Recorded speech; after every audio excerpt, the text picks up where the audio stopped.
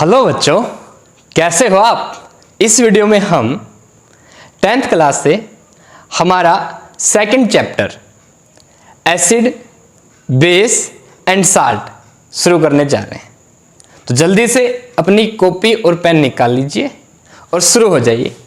आइए, तो सबसे पहले बात करेंगे इस वीडियो में एसिड क्या होता है, बेस क्या होता है और साल्ट क्या होता है। ठीक है, इनके डिफरेंस को समझेंगे, फिर हम कुछ इन टर्म्स को डिस्कशन करेंगे। ठीक है, इन टर्म का डिस्कशन होगा। मैं आपको बताऊंगा इंडिकेटर क्या होता है, न्यूट्रलाइजेशन रिएक्शन क्या होती है, न्यूट्रल सॉल्यूशन क्या होता है, पीएच क्या है, पीएच स्केल क्या है और पीएच मीटर क्या है। एंटासिड क्या होते हैं बच्चों, ब्राइन किसे कहते हैं, व्हाट इज ब्राइन। मीठा सोडा, इसका फॉर्मूला आप लोगों को बताना है। धावन सोडा, इसका फॉर्मूला भी आपको बताना है। क्या होता है, baking powder, baking powder, powder, baking powder, washing powder. सामान्य लवण कौन कौन होता है, सामान्य लवण। ठीक है, विरंजक चूर्ण का फॉर्मूला आपको बताना है। और POP, what is POP, plaster of Paris क्या होता है। यह रहेगा हमारी आज के इस वीडियो का डिस्कशन। ठीक है, तो चलिए स्टार्ट करते हैं।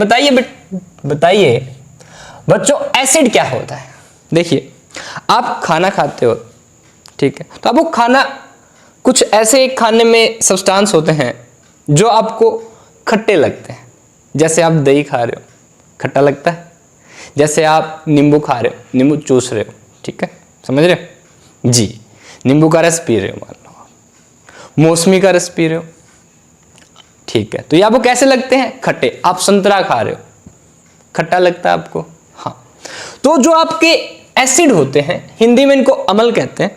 अम्ल, एसिड क्या होते हैं भाई, आपके अम्ल, जो स्वाद में क्या होते हैं भाई, खट्टे होते हैं।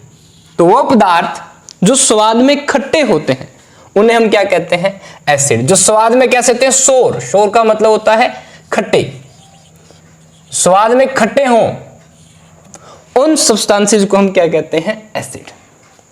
ठीक है, बेस क्या होते हैं भाई, ऐसे जब आप, जैसे मान लो आपने भोजन में क्या किया, जो करेला होता है उसका जूस पिया। ठीक है, जो करेले का जूस है वो कितना कड़वा होता है। ऐसे जो नीम की पत्तियां खा के देखते हो आप, नीम देखा है, नीम की पत्तियां खा के देखना कितनी कड़वी होती है। तो जो पदार्थ आपके कड़वे होते हैं उन्हें हम कहते हैं अक्षारक। क्या कहते हैं बच्चों, बेस यानी कि अक्षारक। जो अक्षारक होते हैं ये स्वाद में, जब आप बेसिज का यानी कि अक्षारक का स्वाद चखते हैं तो ये आपको स्वाद में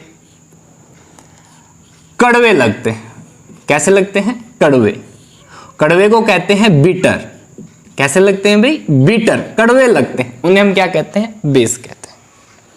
तो वे पदार्थ जो स्वाद में कड़वे हो उन्हें बेस कहते हैं, स्वाद में बीटर हो, विचार जिनका टेस्ट बीटर हो, which are bitter in taste, they are known as basis.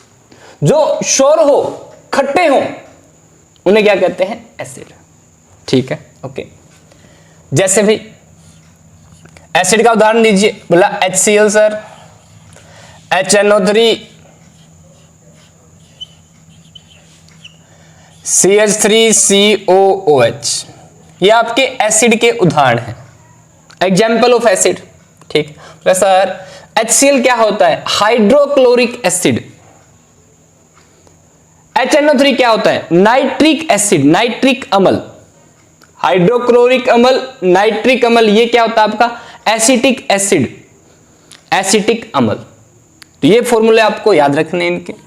ये भाई ये क्या है, तीनों के तीनों ये आपके एसिड है। बोले सर आप कैसे बताएंगे हमें कि ये एसिड है। बच्चों, जो आपके एसिड होते हैं वो जैसे आप इनको पानी में डालेंगे तो एसिड पानी में डालने पर H+ देते हैं, gives H+ in water, H+ in water.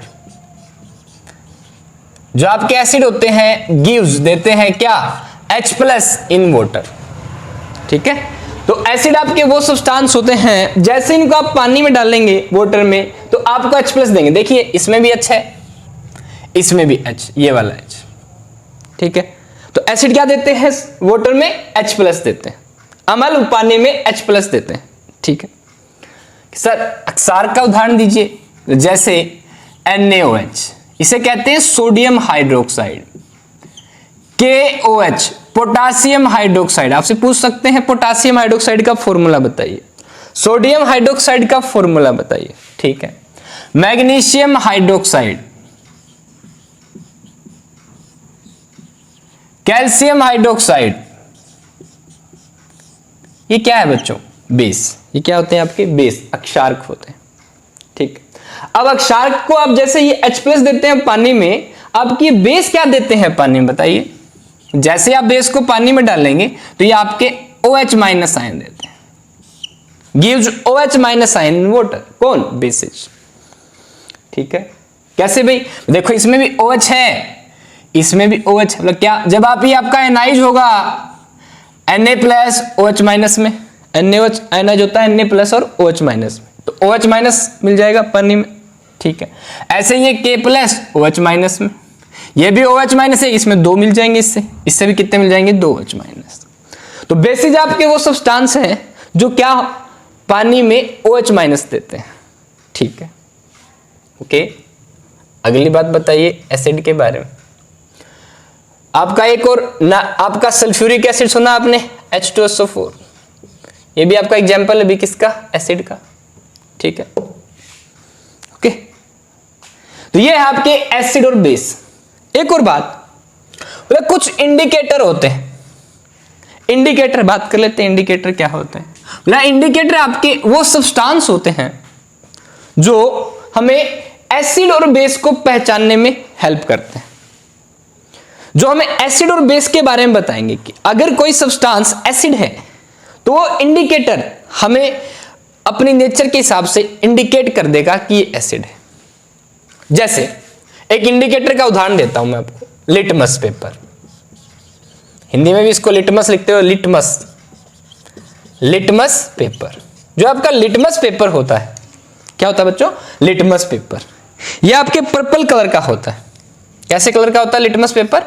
Purple in colour. ये न तो हमें जब पर्पल कलर में होता है, इसका मतलब ये न तो एसिडिक है और न ही बेसिक है। जब इसका कलर पर्पल होता है तब ये न्यूट्रल होता है। क्या होता है? न्यूट्रल।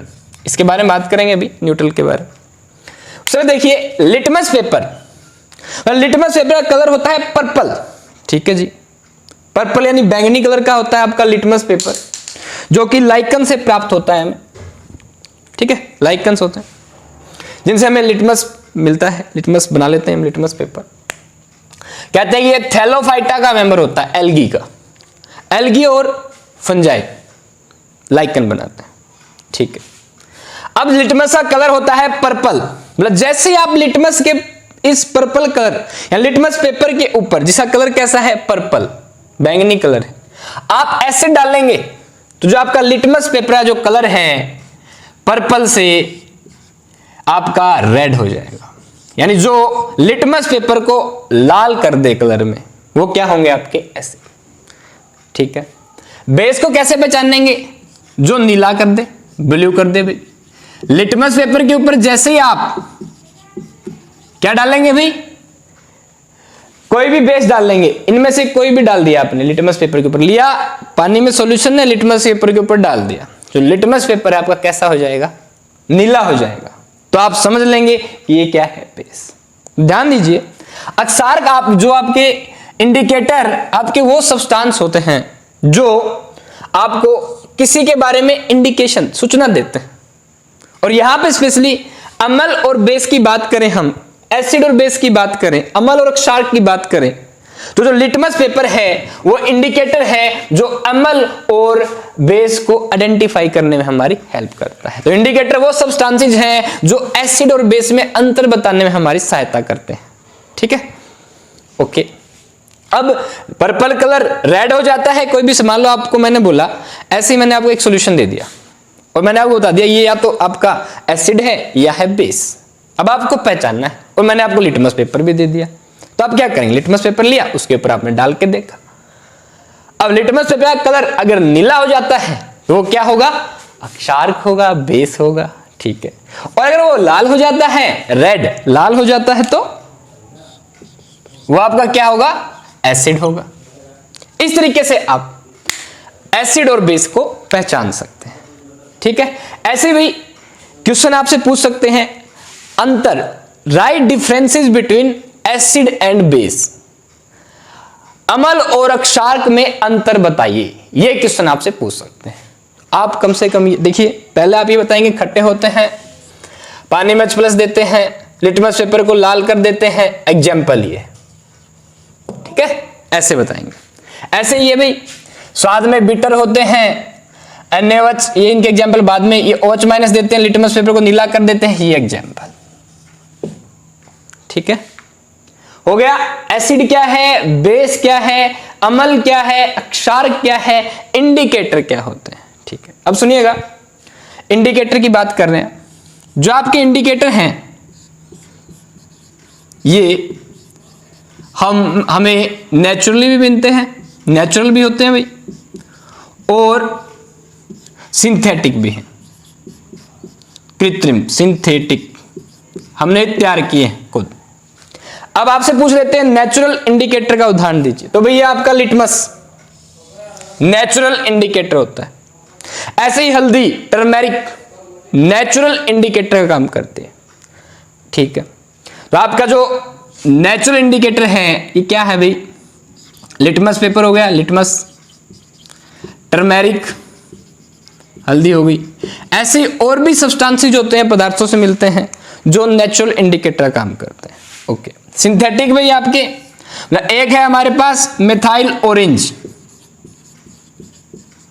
मिथाइल ऑरेंज जो है ये एक सिंथेटिक इंडिकेटर होता है, मिथाइल ऑरेंज। एक होता है फिनोल्फथेलिन, फिनोल्फथेलिन, LEIN, फिनोल्फथेलिन आपका सिंथेटिक इंडिकेटर होता है, जो हमें अम्ल और अक्षार्क में अंतर करवाने में सहायता करता है, ठीक है। डिफरेंसेस बिटवीन एसिड और अम्ल आप कर सकते हैं।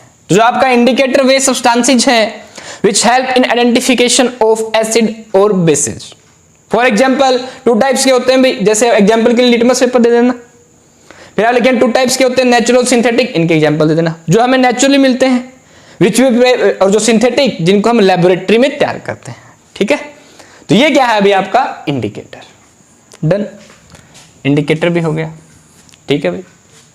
अब सुनिए, मान लीजिए आपने सुना होगा किसी को एसिडिटी हो जाती है, ठीक है। एसिडिटी का मतलब है, देखिए आपने सुना होगा मम्मी पापा को कई बार कि गैस बन रही है, एसिडिटी, खट्टी डकार आ रही है, तो एसिडिटी हो जाती है। क्या मतलब इसका, तो जो हमारा स्टमक होता है उसके अंदर HCl का सिक्रीशन बढ़ जाता है, इंक्रीज हो जाता है, नॉर्मल लेवल से HCl का सिक्रीशन बढ़ जाता है, जिसे हम कहते हैं एसिडिटी। और HCl आपका एसिड यानी अम्ल का बढ़ना, जब अम्ल हमारी अपनी नॉर्मल अवस्था से ज्यादा हो जाए तो उसे हम कहते हैं एसिडिटी, ठीक। हमारे स्टमक में जो ऑक्जेंटिक सेल्स होती हैं वो HCl सिक्रीट करती हैं, आप आगे आने वाली क्लासेस में पढ़ेंगे, ठीक है। जो HCl ज्यादा हो गया तो हम क्या कहते हैं इसको, एसिडिटी, ठीक है। अब एसिड ज्यादा हो गया तो इसको बैलेंस कैसे करें, आपने सुना होगा इनो 6 सेकंड में काम करो, एसिडिटी के लिए इनो 6 सेकंड में काम करो। आपने एडवर्टाइजमेंट मसूरी भी देखी होगी, देखी है ना, जी सर। तो भाई एसिडिटी को कैसे दूर किया उसने, मतलब अगर आप एसिड के साथ मतलब क्या करें, अगर एसिड ज्यादा हो जाए तो इसमें बेस डाल दो। जो आपके एसिड और बेस हैं एक दूसरे को न्यूट्रलाइज कर देते हैं, मतलब एक दूसरे का प्रभाव समाप्त कर देते हैं। कैसे, मतलब मान लीजिए आपके पास HCl है और एक है NaOH, ठीक है। आपने इन दोनों की रिएक्शन करवा दी, ठीक है भाई, करवा दी, रिएक्शन करवा दी, तो क्या होगा, वाटर में डाल, आपने वाटर में ही HCl ले रखा है और वाटर में ही आपने NaOH का सॉल्यूशन ले रखा है, यानी आपके पास HCl का पानी में सॉल्यूशन है, एक्वा सॉल्यूशन है, और NaOH का लिख देते हैं भाई, एक्वा सॉल्यूशन ऑफ HCl और एक्वा सॉल्यूशन ऑफ NaOH डाला। डालते ही क्या हुआ, जो H प्लस और Cl माइनस में टूट गया आपका HCl, ठीक है। NaOH Na प्लस और OH माइनस में टूट गया। जैसे ही H प्लस को OH माइनस दिखा तो भाई वाटर बहुत ज्यादा मात्रा में पाया जाता है, H प्लस की OH के लिए बहुत ज्यादा अट्रैक्शन होती है, तुरंत चला जाएगा इसकी तरफ, खींचा, क्या करेगा, खींचा चला जाएगा, ठीक है। तो ये जो आपका H प्लस है ये OH माइनस को खींच लेगा और क्या बना लेगा, वाटर, पानी। और पानी आपका उदासीन होता है, न्यूट्रल होता है, ठीक है। क्या बचा, NaCl, यहां से क्या बन जाएगा भाई, NaCl। अब ध्यान दीजिए, जो H प्लस था यहां पे और यहां पे क्या था, OH माइनस, क्योंकि ये H प्लस देते हैं ये OH माइनस देते हैं, दोनों जुड़ जाए तो पानी बन जाएगा, ठीक है। अब H plus acid, OH minus base, जैसे दोनों मिले पानी, पानी क्या होता है, न्यूट्रल। जब एसिड और बेस मिलते हैं बच्चों, रिएक्शन करते हैं, तो वो क्या करते हैं, वाटर बनाते हैं, वाटर बना लेते हैं, ठीक है। और जैसे वाटर बनाते हैं, एसिड का प्रभाव इस वाटर बनते ही समाप्त हो जाता है, बेस हो तो बेस का प्रभाव समाप्त हो जाता है। तो न तो वो एसिड रहता है न वो बेस रहता है। यहां पे की बात सुनिए, ध्यान दीजिएगा, जो आपके एसिड हैं और बेस हैं इनकी भी ताकत अलग अलग होती है। मान लीजिए मैंने आपको कह दिया HCl की जितनी H प्लस देने की क्षमता है उतनी ही NaOH की OH माइनस देने की क्षमता है। इसका मतलब जितने HCl से यहाँ पे H प्लस रिलीज हो रहेंगे उतने ही NaOH से OH माइनस आयन रिलीज हो रहे होंगे। मतलब यहां से अगर एक H प्लस आ रहा है तो यहां से एक OH, यहां से 10 H प्लस आ रहे हैं तो यहां से 10 OH। जब दोनों एसिड से और बेस से बराबर मात्रा में H प्लस और OH माइनस आयन आए तो आपका वाटर बनता है, यानी कि H प्लस और OH माइनस कंप्लीटली एक दूसरे को बैलेंस कर देते हैं और पानी बना लेते हैं, ठीक है। ये जो रिएक्शन होती है एसिड और बेस की, जिसके परिणाम स्वरूप वाटर बन जाता है, यानी अब वो न्यूट्रल बन जाए, स्पेशली न तो एसिड रहे न ही बेस रहे। अब HCl का एक्वा सॉल्यूशन और NaOH का एक्वा सॉल्यूशन मिलने के बाद जैसे आप इन दोनों को मिला देंगे, एक ही बीकर में डाल देंगे, तो आपका क्या बन जाएगा, वाटर। और जो आपका एसिडिटी, एसिडिक नेचर और बेसिक नेचर क्या हो जाएगी, समाप्त हो जाएगी। इस अभिक्रिया को, इस रिएक्शन को कहते हैं न्यूट्रलाइजेशन रिएक्शन। ये क्या कहलाती है बच्चों, neutralization reaction. The reaction of acid and base in which they completely neutralize each other is known as neutralization reaction. And परिणाम स्वरूप आपका जो सॉल्यूशन है वो न्यूट्रल हो जाता है, ठीक है। अब खास बात सुनिए एक और, जब ये न्यूट्रलाइजेशन रिएक्शन होती है तो पानी के अलावा एक और सब्सटेंस बनता है जो बेस का कैटायन होता है। देखिए अगर बे टूटा तो Na प्लस, ये OH माइनस, जिसे पॉजिटिव चार्ज होता है उसे कैटायन कहते हैं, नेगेटिव चार्ज उसे एनायन कहते हैं। ये प्लस और ये माइनस, पॉजिटिव कैटायन एनायन, धनायन ऋणायन, ठीक है। क्या होगा, यहां से Na प्लस एसिड का Cl माइनस और बेस का Na प्लस, बेस का कैटायन एसिड का एनायन जब आपस में मिलते हैं तो जो सब्सटेंस बनता है उसे कहते हैं बच्चों साल्ट। क्या कहते हैं उसको, salt. That is what, salt. और साल्ट को हिंदी में कहते हैं लवण। तो लवण क्या होता है, एसिड और बेस की रिएक्शन के परिणाम स्वरूप जो सब्सटेंस बनता है उसे क्या कहते हैं, लवण। और ये जो लवण बनता है ये बेस के तो कैटायन से, धनायन से यानी कि, और एसिड के एनायन से यानी कि ऋणायन से बनता है, ठीक है। ओके, अब ध्यान दीजिए, यहां पे खास बात है, साल्ट का मतलब ये बन गया, ठीक है। यानी न्यूट्रलाइजेशन प्रोसेस के दौरान साल्ट बनता है, ठीक है। अब न्यूट्रलाइजेशन की भी प्रोसेस, रिएक्शन भी, जो न्यूट्रलाइजेशन रिएक्शन है इसको भी हम डिवाइड कर सकते हैं। एक तो आपकी कंप्लीट न्यूट्रलाइजेशन होती है, एक होती है पार्शियल न्यूट्रलाइजेशन, यानी जितना आपका एसिड उतना ही बेस हो तो न्यूट्रलाइजेशन क्या होगी, कंप्लीट। मान लो मैं कह दूं आपका एसिड ज्यादा और बेस कम है तो एसिडिक नेचर हो जाएगा, बेस ज्यादा हो और एसिड कम हो तो बेसिक नेचर हो जाएगा। न्यूट्रलाइजेशन, कंप्लीट न्यूट्रलाइजेशन में न तो एसिडिक होगा न ही बेसिक। पार्शियल न्यूट्रलाइजेशन हुआ, अगर एसिड ज्यादा होता तो एसिडिक हो जाएगा और बेस ज्यादा हुआ तो बेसिक हो जाएगा, सिंपल सी बात है, ठीक है। अब सुनिए भी आगे, यहां पे हम बात कर रहे थे एसिडिटी की, यानी कि एसिड को अगर ये बेस, मान लो ज्यादा एसिड जितना हो जाता है उतना ही हम बेस डाल दें, तो एसिड समाप्त हो जाएगा, एसिडिटी दूर भाग जाएगी। तो जो इनो 6 सेकंड में काम शुरू करती है ऐसे करती है। जो एसिड ज्यादा हो रखा होता है उसको हम बेस दे देते हैं, बेस देते हुए न्यूट्रल हो जाता है और एसिड का प्रभाव समाप्त हो जाता है।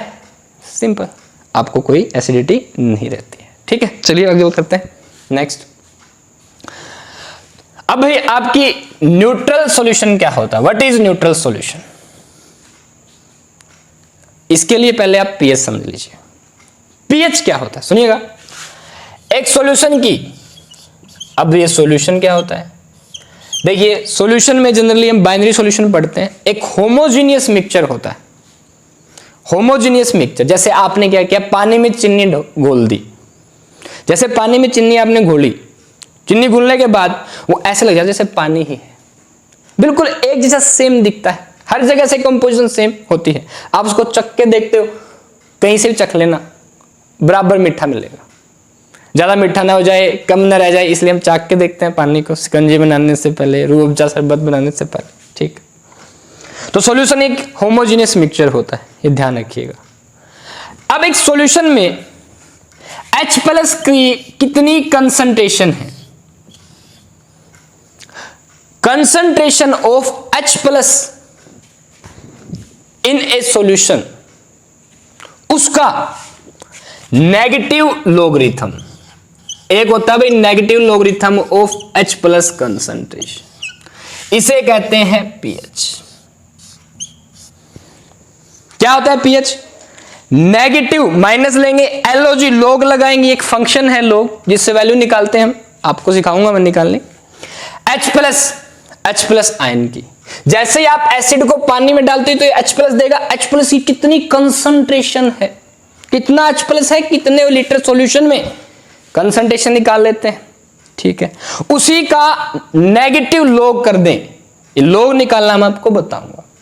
ठीक है, यानी कि माइनस लोग वाले सॉल्यूशन की H+ की सांद्रता, सांद्रता मतलब कंसंट्रेशन, सांद्रता of H+, negative logarithm of H+ सांद्रता is known as pH. Actual में जो पीएच होता है ना बच्चों, इसका मतलब होता है पी का मतलब पावर, एच मतलब एच की। इसको अपने तरीके से भी बोल सकते हैं। मान लो अगर मैं बेस की लिखूं तो आप बेस की पावर निकाल सकते हैं, पावर ऑफ बेस। कैसे निकालोगे? माइनस और लोग कर देना, बस यहां उसको ब्रेक करने बंद कर देना, जिसकी बतानी हो। मान लो मैं कह दूं आपको बेस की पावर बतानी है तो पी बेस माइनस और लोग बेस, किसी की भी इस मार्कर की बतानी हो तो पी को पी के ऊपर मार्कर रख दो, माइनस लोग के साथ मार्कर रख दो, समझ रहे हो? जिसकी पावर आपकी बतानी हो, कॉमनली लेते हैं सभी को, पी आपकी माइनस लोग आपकी, समझ रहे हो? Like that. ठीक है, मान लीजिए आपको एक रसगुल्ले की पावर बतानी है तो आप लिखेंगे power of rasgulla is equal to minus of log rasgulla. समझने के लिए बता रहा हूं, आपको केवल H+ और OH माइनस की बतानी होती है जनरली। तो क्या करेंगे आप, power of OH is equal to minus of log OH, ऐसी पावर ऑफ H इसका मतलब minus of log H+, simple. ठीक है, तो जो आपका pH है ये हमें किसी सॉल्यूशन में H+ की कितनी कंसंट्रेशन है ये बताता है। ठीक है, यानी pH is negative logarithm of H+ ion concentration in A solution. ठीक है, हो गया pH। अब pH को हम मेजर करते हैं लोग में, जैसे H+ की कंसंट्रेशन रखते हो तो वैल्यू आती है pH की। ठीक है, तो इस pH का हमारे पास एक स्केल होता है जिसे हम कहते हैं pH स्केल, जिसकी वैल्यू 298 केल्विन टेम्परेचर पे, जो हम pH स्केल लेते हैं बच्चों वो 298 केल्विन टेम्परेचर 25 डिग्री सेल्सियस पे वैल्यू बता रहे हैं। ठीक है, हमने एक pH का स्केल बना रखा है जिसकी सहायता से आप ये बता सकते हैं कि जो आपका सॉल्यूशन है वो एसिडिक है, बेसिक है या उदासीन न्यूट्रल है, न तो एसिडिक है और न ही बेसिक। ठीक है, तो 25 डिग्री सेल्सियस पे pH स्केल की वैल्यू होती है 0 से लेके 40। ठीक है, और इन दोनों का जो बीच का पॉइंट कितना होगा, 7, इनके बीच का पॉइंट होता है। और हम कहते हैं कि जब pH किसी भी सॉल्यूशन का 7 हो तो वो सॉल्यूशन होता है उदासीन, न्यूट्रल सॉल्यूशन। न्यूट्रल सॉल्यूशन की क्या कितना pH का होता है भाई, 7। अगर एक सॉल्यूशन न्यूट्रल है तो इसका मतलब उसका pH कितना होगा, 7। और वो भी ध्यान रखना तापमान पे डिपेंड करता है, ये निर्भर करता है, ताप 25 डिग्री सेल्सियस हो तब pH कितना होगा, 7। ठीक है, अब 7 से अगर किसी का सॉल्यूशन का पीएच नीचे है तो वो क्या होगा आपका एसिड, और अगर 7 से ज्यादा है पीएच तो वो क्या होगा बच्चों बेस। क्या होगा बेस होगा। ठीक है, अगर पीएच आपका 7 से ज्यादा हो तो बेसिक सॉल्यूशन होगा, 7 से कम हो तो एसिडिक होगा, 7 हो तो न्यूट्रल उदासीन सॉल्यूशन होगा। बता सकते हो। तो ये पीएच है जिसके ऊपर हम पीएच को मापते हैं, ऐसा स्केल जो हमें पीएच को मापने में हेल्प करता है, और पीएच को मापकर हम ये बता सकते हैं कि सॉल्यूशन एसिडिक होगा, न्यूट्रल होगा या बेसिक होगा। ठीक है, ओके। अब एक बात सुन लो थोड़ी सी, अगर आप तापमान बढ़ाते हो ना, जो पीएच स्केल की रेंज होती है बच्चों वो कम हो जाती है। तापमान बढ़ाने से पीएच स्केल की रेंज क्या हो जाती है कम, और तापमान घटाने से पीएच स्केल की रेंज बढ़ जाती है। जैसे 298 केल्विन टेम्परेचर पे पीएच की रेंज होती है 0 से 14। ठीक है, मान लीजिए आपने तापमान कर दिया भाई, मैं कहा 25 से आपने 310 केल्विन यानी कि 37 डिग्री सेल्सियस कर दिया मान लो। ठीक है, तो करीब करीब जो पीएच की रेंज अब 0 से 13 हो जाती है। कितनी हो जाती है बच्चों 13। ओके, जैसे आप तापमान बढ़ाते हो जो पीएच स्केल है इसकी वैल्यू क्या हो जाती है, रेंज क्या हो जाती है भाई कम हो जाती है। अगर मान लो आपने तापमान कम कर दिया 273 कर दिया तो पीएच की रेंज 0 से कहां चली जाएगी 15 की तरफ चली जाएगी, बढ़ जाएगी। ठीक है, ध्यान रखना, ये आप हायर क्लासेस में 11 12 में देखेंगे। ठीक है, एक वीडियो इस चैनल पे है भी पीएच स्केल की, वो आप देख सकते हैं। ठीक है, तो आपको क्या करना है, पीएच स्केल में आपके 10th लेवल पे केवल ये आता है 0 से 14 का जो 225 डिग्री सेल्सियस 298 केल्विन टेम्परेचर पे होता है, तापमान पे होता है। ठीक है सर। नाउ 7 अगर पीएच है तो न्यूट्रल होगा सॉल्यूशन, 7 से कम है तो एसिडिक होगा, 7 से ज्यादा तो बेसिक होगा, ये ध्यान रखना। यानी 7 से ऊपर 14 तक, 7 से ऊपर बेसिक, 7 से नीचे एसिडिक। ठीक है, और कुछ सब्सटेंसेस के पीएच हम डील भी करेंगे। ओके, नाउ तो एसिडिटी समझ में आ गई आपको, पीएच क्या होता है समझ में आ गया, पीएच स्केल क्या होता है ठीक समझ में आ गया। अब ध्यान दीजिए, हमारे पास एक पीएच को मापने का मीटर होता है जिसे हम क्या कहते हैं pH meter. The instrument which is used to measure the pH, वो यंत्र जिसको पीएच को मापने में इस्तेमाल करते हैं वो पीएच मीटर कहलाता है। ठीक है, ओके, हो गया, पीएच भी हो गया। अब एक बात ध्यान दो फिर से न्यूट्रलाइजेशन रिएक्शन पे। न्यूट्रलाइजेशन रिएक्शन क्या होती है, तो जब आपका एसिड को बेस कंप्लीटली न्यूट्रलाइज कर देता है तो न्यूट्रलाइजेशन रिएक्शन हो गई कंप्लीट, पार्शियली करे तो पार्शियल। ठीक, जो न्यूट्रलाइजेशन रिएक्शन होती है इसकी खास बात है बच्चों, पानी लवण तो बनता है पर साथ में उष्मा उत्सर्जित होती है। पक्का, न्यूट्रलाइजेशन रिएक्शन में एनर्जी रिलीज होती है, जब एसिड बेस को बैलेंस करता है तो एनर्जी रिलीज होती है। और ध्यान दीजिएगा कई बार जब एसिड बेस शरीर में भी आपके क्या होते हैं बैलेंस होते हैं तो ऊर्जा रिलीज होती है, जिससे हम उष्मा रिलीज होती है, जिससे हमें क्या जलन महसूस होती है। तो एसिड बेस जब बैलेंस हो रहे होते हैं तब एनर्जी रिलीज के कारण क्या होती है हमें जलन महसूस होती है, ये भी ध्यान रखना। तो भाई न्यूट्रलाइजेशन रिएक्शन कैसी अभिक्रिया ये पूछ लेते हैं, उष्माक्षेपी या उष्मा शोषी, दैट इज व्हाट एक्सोथर्मिक उष्मा अक्षेपी क्रिया। और अभिक्रियाओं की वीडियो हमने बना रखी है, रिएक्शंस रासायनिक अभिक्रियाएं एंड इक्वेशंस की वीडियो चैनल पे है जो आप जल्दी से देख लीजिए। ठीक है, आपको सारी रिएक्शन एक ही वीडियो में क्लियर हो जाएंगी। चलिए, तो एक्सोथर्मिक रिएक्शन होती है जिसमें उष्मा उत्सर्जित होती है। ठीक है, तो न्यूट्रलाइजेशन रिएक्शन आपकी एक उष्माक्षेपी अभिक्रिया है, एक्सोथर्मिक रिएक्शन ही ध्यान रखना। ठीक है, और जब आपकी न्यूट्रलाइजेशन रिएक्शन होती है तो उसमें वाटर और साल्ट बनता है, लवण बनता है, ये भी क्लियर हो गया आपके। ठीक, 7 तक टर्म्स क्लियर है। ओके, नाउ एंटासिड क्या होता है, देखो बच्चों एसिड ज्यादा हो गया तो इसको बैलेंस करने के लिए क्या किया, बेस डाल दिया, यही आपका क्या है एंटासिड। हिंदी में से कहते हैं प्रतिअमल। प्रतिअमल वे सब्सटेंस होते हैं जो अम्ल को न्यूट्रलाइज कर दे, अम्ल के प्रभाव को समाप्त कर दे, उन्हें क्या कहते हैं एंटासिड। ठीक है, एक एंटासिड का उदाहरण दीजिए, base NaOH KOH MgO2 AOH2 इनो, इनो में यही होता है। ठीक है भाई, बहुत अच्छे, बहुत बढ़िया। Milk of magnesia, magnesium hydroxide, aluminium hydroxide, ये आपके बच्चों बेस है। फिर हम जेंटेक की जो गोली होती है रेनिटिडीन, जेंटेक, ठीक है, ओमिप्राजोल, लेंसोप्राजोल, ये आपकी एक प्रकार से एंटासिड होते हैं जो ज्यादा एसिड को बैलेंस कर देते हैं। न्यूट्रल कर देते हैं, यानी एक प्रकार से एक शार्क होते हैं। ठीक है सर। एंटासिड समाप्त। ठीक, जो एसिड के प्रभाव को समाप्त करते हैं वो क्या कहलाते हैं आपके? Antacid. Which neutralize the acid are known as antacid. Next, what is brine? Note it very carefully. Brine solution क्या होता है? ब्राइन एक सॉल्यूशन है किसका? Concentrated solution of NaCl। Sodium chloride के कंसंट्रेटेड सॉल्यूशन को बच्चों हम ब्राइन कहते हैं। ब्राइन इज द अति सांद्रित मोर कंसंट्रेटेड सॉल्यूशन ऑफ NaCl। वो क्या होता है आपका? ब्राइन। उसे क्या कहते हैं? ब्राइन। टक टक, ये भी हो गया ब्राइन। सब क्या बात है? हो गया भाई। अब हमें क्या करना है इस वीडियो में? जल्दी जल्दी से फॉर्मूले बताने, फिर एक दो बातें और देखेंगे। मीठा सोडा, इंग्लिश में baking powder. Baking powder, baking powder, baking powder का फॉर्मूला बताओ जल्दी। पीएच में हटा देते हैं, चलो यहां बता देते हैं। बेकिंग पाउडर का फॉर्मूला क्या होता है बच्चों? This is what? Sodium hydrogen carbonate, यानी सोडियम बाइकार्बोनेट होता है मीठा soda. This is what? Baking powder. इसे क्या कहते हैं? Baking powder. Sodium hydrogen carbonate या sodium bicarbonate NaHCO3 is known as मीठा सोडा। एक तो ये हमें पूरियां बनाने में हेल्प करता है, यानी जो रोटियां हैं उनको फुलाने में फुला देगा, और खाना जल्दी भी बन जाता है इससे।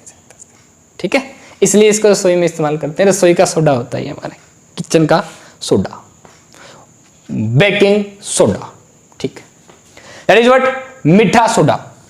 ओके, एक होता है धावन सोडे का फॉर्मूला बताओ जल्दी से। धावन सोडे का फॉर्मूला होता है क्या? धावन soda is sodium carbonate 10H2O। This is known as धावन सोडा। सोडियम कार्बोनेट 10H2O क्या कहते हैं? धावन सोडा। ठीक है। सामान्य लवण, नमक हमारा NaCl, इसका फॉर्मूला क्या था बच्चों? NaCl। ठीक है। विरंजक चूर्ण, कैल्शियम ऑक्सीक्लोराइड, हिंदी में CaOCl2 को कहते हैं विरंजक चूर्ण। CaOCl2 is known as what? विरंजक चूर्ण।